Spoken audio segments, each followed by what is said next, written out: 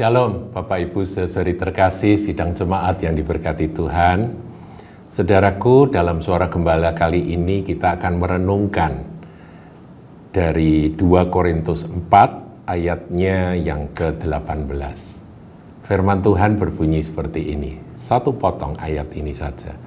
Sebab kami tidak memperhatikan yang kelihatan, melainkan yang tak kelihatan.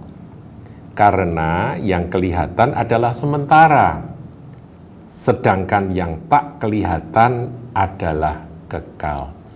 Saudaraku, Rasul Paulus membagi akan dunia ini dengan yang kelihatan dan yang tak kelihatan.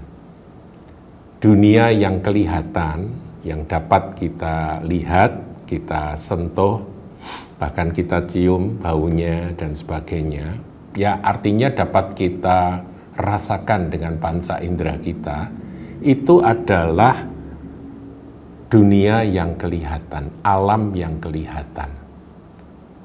Nah, setelah kita menjadi milik Kristus, Roh Kudus menguasai hidup kita, ada satu perkara yang harus kita perhatikan, saudaraku, yaitu dunia yang tak kelihatan, yang surgawi.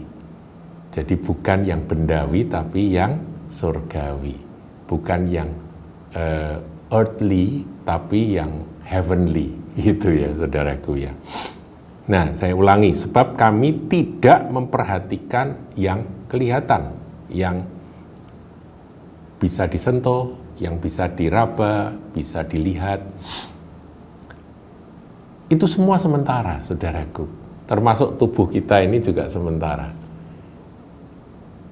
Yang sementara dirawat, saudara, tetapi kita harus sadar bahwa ini sementara. Jadi pusat perhatian kita sejak kita menjadi milik Kristus harus bergeser. Dan ini adalah latihan rohani, yaitu kesadaran untuk pindah fokus dari yang kelihatan, kesadaran akan dunia yang nampak, dunia yang dapat kita sentuh, kita raba, beralih kepada yang tak kelihatan. Ini tidak mudah, saudaraku. Nggak mudah. Kita butuh benar-benar pertolongan Roh Kudus untuk dapat menggeser fokus kita dari yang kelihatan menjadi yang tak kelihatan. Tetapi sesungguhnya ada satu kebenaran lain yang kalau ini ditambahkan akan membuat kita lebih jelas, lebih ngerti mengapa kok demikian. Coba kita lihat, saudaraku, di dalam Ibrani 11 ayatnya yang ketiga.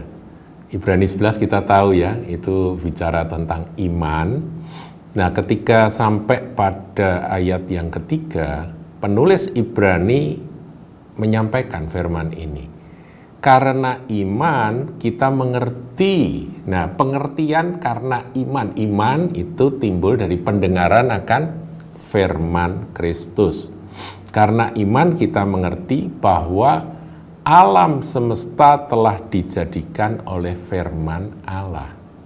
Jadi kita ngerti bahwa alam semesta atau yang kelihatan ini, tadi saya bilang kan ada dua dunia ya, Rasul Paulus membagi menjadi dua dunia, yaitu yang kelihatan, yang nampak, yang bisa diraba, yang bisa dicium, yang bisa dilihat, itu, dan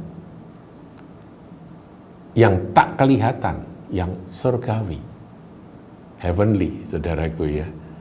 Nah, di sini dikatakan bahwa yang kelihatan ini dijadikan oleh firman Allah.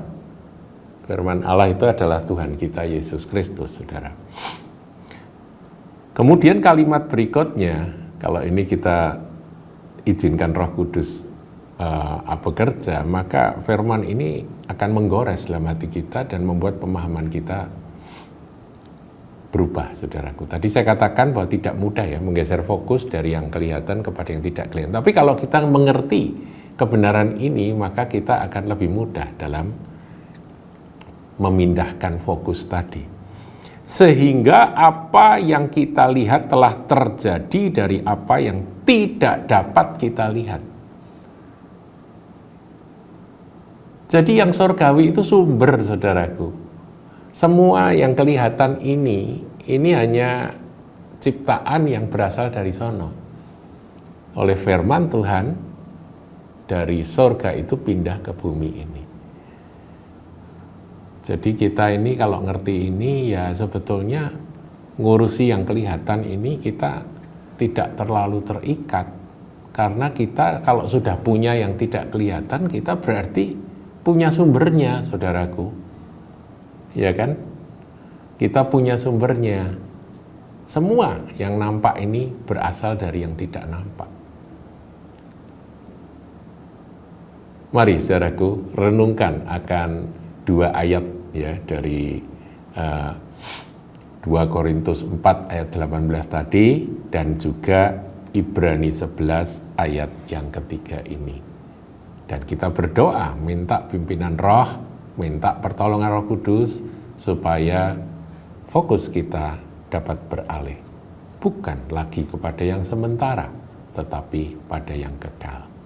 Karena kita sejak terima Yesus, kita adalah manusia kekal. Tujuan kita adalah bersatu dengan Tuhan kita, Yesus Kristus.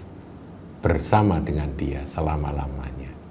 Di sini kita menjalankan tugas, di sini kita bersyukur, di sini kita melakukan bagian kita, dan kita berbahagia, saudaraku, karena ada Tuhan. Di dunia ini kita berbahagia, ya. Jadi bukan ngenes gitu ya, saudaraku. Meskipun ada kesulitan, kesukaran, tapi kita berbahagia. Dan ketika kita berpindah kepada yang kekal, kita siap. Tuhan Yesus memberkati.